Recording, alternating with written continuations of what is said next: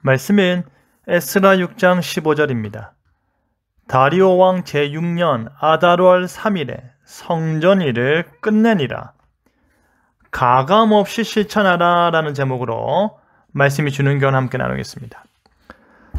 포로에서 돌아온 이스라엘의 남은 자들은 에스라의 개혁과 스룹바벨의 주도하에 성전을 복원하기 시작합니다. 이 성전 재건을 위해 하나님께서 사용한 사람이 바로 당시 근동 지역의 통치자였던 다리오 왕이었습니다. 다리오 왕은 바벨론의 명령문을 찾고자 조사하다가 고레스 왕 원년에 발행된 조서를 발견합니다. 그 조서에 보니 예루살렘에 하나님의 전을 건축할 것이 명령되어 있었습니다.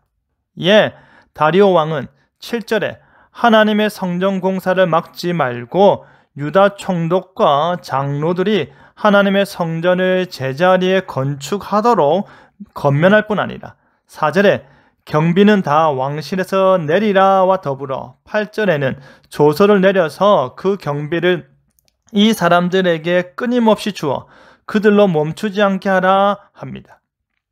다리오 왕이 이렇게까지 하나님의 성전 건축에 막대한 관심을 가졌던 이유는 바로 당시 문화로서 특정한 신의 진노를 면하기 위해서는 희생 제사가 정확한 절차에 따라 드려져야 하고 그 제사를 위해서는 성전이 절대적으로 필요하다 여겼기 때문입니다. 비록 다리오 왕이 이와 같은 종교적 관점에 따라 하나님의 전이 건축되었다 하더라도 궁극적으로 하나님께서는 다리오 왕을 자신의 뜻을 이루고자 하시는 주권적인 섭리와 간섭을 행하신 것입니다. 그뿐 아니라 11절을 보면 고레스의 조서에 따라 다리오 왕이 명령하는 것은 바로 누구를 막론하고 이 명령을 변조하면 그의 집에서 들보를 빼내고 그를 그 위에 메어 달리게 하고 그 집은 이로 말미암아 거름더미가 되게 하라 합니다. 이것은 왕의 명령을 불이행하거나 왕의 명령을 부분적으로 이행하거나 왕의 명령을 왜곡하여 이행하는 모든 것을 포함하여 그러지 말라고 엄히 경고하는 것입니다.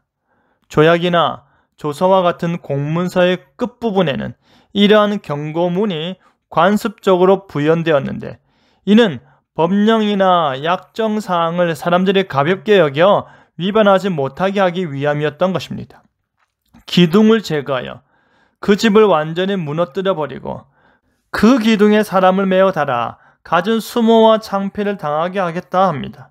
이는 왕명을 거역한 자에 대한 징벌의 엄중성을 경고적으로 알리기 위한 것입니다.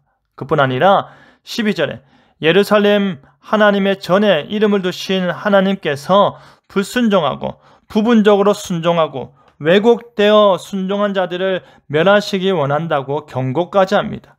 그러면서 12절 마지막 부분에서는 나 다리오가 조서를 내렸노니 신속히 행할지어다 합니다. 다리오 자신의 명령이 일체의 오차도 없이 신속히 그대로 실행되어야 할 절대적 필요성이 있음을 강력히 암시하는 문구라 할 수 있습니다. 다리오 왕의 조서가 내려지자 유브라데 강 건너편 총독들과 동관들이 신속히 그 일을 준행하였습니다. 그뿐 아니라 유다 사람의 장로들이 학계 선지자와 스갈의 선지자의 권면을 따름으로 인해 하나님의 전을 건축하는 일이 매우 형통하였다 합니다. 그리하여 이스라엘의 하나님 여호와께서 예레미야 선지자의 예언을 성취하셨고 바사왕 고레스와 다리오와 아닥사스다의 조서를 통해 성전 건축하는 일을 마침내 마무리할 수 있었던 것입니다. 다리오 왕은 전대왕이었던 고레스의 조서를 발견한 뒤 그 조서에 기록된 전대왕의 명령을 자신의 시대 때 동일한 권위로 실행코자 하였습니다. 그 명령을 훼손하는 자는 죽음에 이르는 수치를 당하게 될 것을 엄히 경고하고 또 경고하였습니다. 그는 그 일의 명령을 부분적으로 왜곡하거나 불순종하는 그 모든 행위를 용납하지 않았습니다. 우리 하나님께서는 이 모든 역사의 배후에 하나님의 주권이 역사하고 있음을 선명하게 보여주시는 것입니다. 하나님께서 선지자들을 통해 권면하고 말씀하셨을 때 유다의 장로들이 그 말을 전적으로 순종하여 형통하였던 것처럼 우리 역시도 하나님의 말씀을 왜곡하여 순종하거나 부분적으로 순종하거나 모르는 척 불순종하지 말아야 할 것입니다. 오히려 우리는 신속하고 강력하게 순종하며 하나님으로부터 임하는 형통의 복을 누려야 할 것입니다. 그 복을 누리기 위해 하나님의 말씀을 가감없이 실천하는 저와 여러분 되기를 간절히 바랍니다. 아멘.